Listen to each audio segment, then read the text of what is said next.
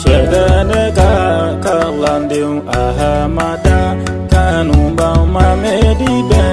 uluka nyorongono zezene Allah ye alamiye kerada kadugolo bedaga sambulu dan alami aunga shanada kage kutu udiye kage wale yudiye sharefudum ayuye de kalifai dunyanila arabe kalandenum yigiya muhammedi uyaunga sheku mine ala musa fajiri nyoranduku kologa kusebuye uyagadu baimbechi kawuludu nyerege nyoranduku onona ala musa mama sanja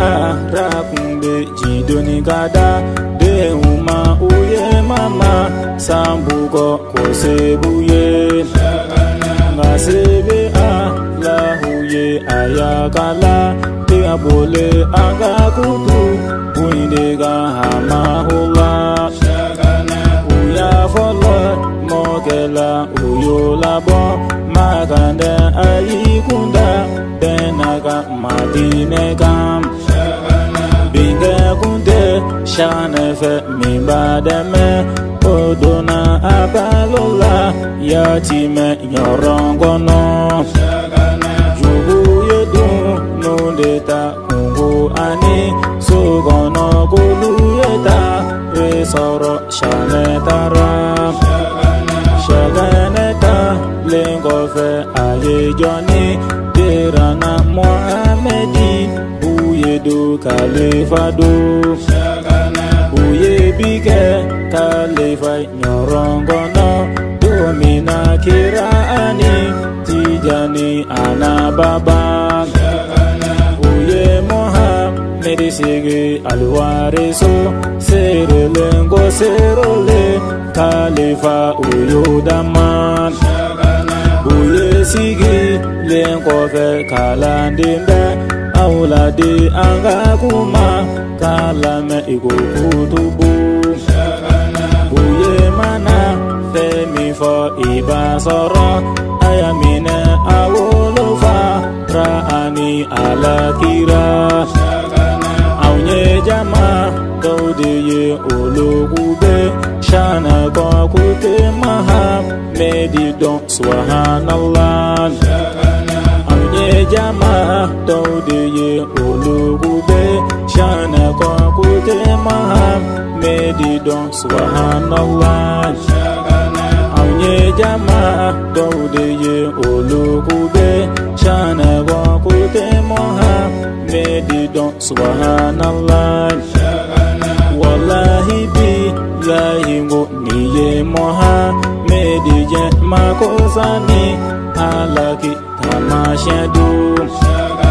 aunye biche minasa nebeni moha mediye wallahi au madonde mohamedi mohamedi buyeye wali yudavalende ayi wali yengute shane dindu ni momiye buyeje hibe shaga neganu wa shaygane ti donde itayitum dudabina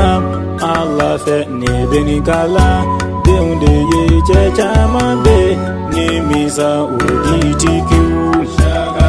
dudabina Allah fe nebeni kala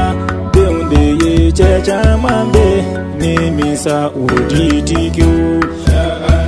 amadeli Allah fe ikaungise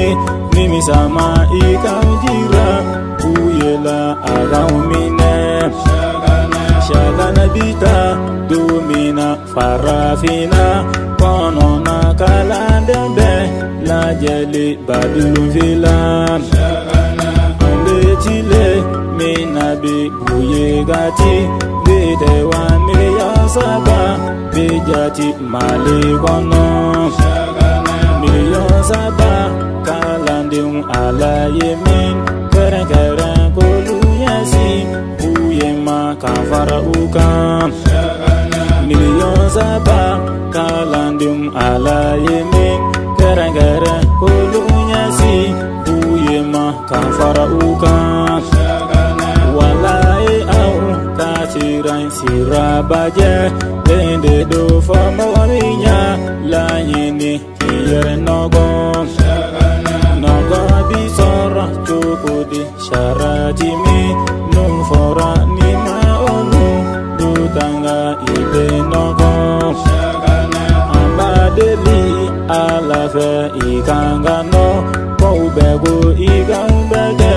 muradu hamahullah nanye fili minunga urudi syarati kono ala iko ya faunye shane kosom kaunga buye sakoye ala beje miminye anagati raani hamahullah la diliguma bajoya najara minye ikalame nimbuye komi aunguti ni ala sonna la diliguma bajoya najara minye ikalame nimbuye komi aunguti ni ala sonna la diliguma bajoya najara minye ikalame nimbuye komi aunguti ni ala sonna ala kira Mamadu ambe sole eganda sogomani ulafe keme keme ala kira Mamadu ambe sole eganda sogomani ulafe keme keme ala kira Mamadu ambe sole eganda sogomani ulafe keme keme Sumasalah tu ala Nabiullah Ahmada Sumasalah mu ala mudarina Sumasalah tu ala Nabiullah Ahmada Sumasalah mu ala mudarina Sumasalah tu ala Nabiullah Ahmada Sumasalah mu ala mudarina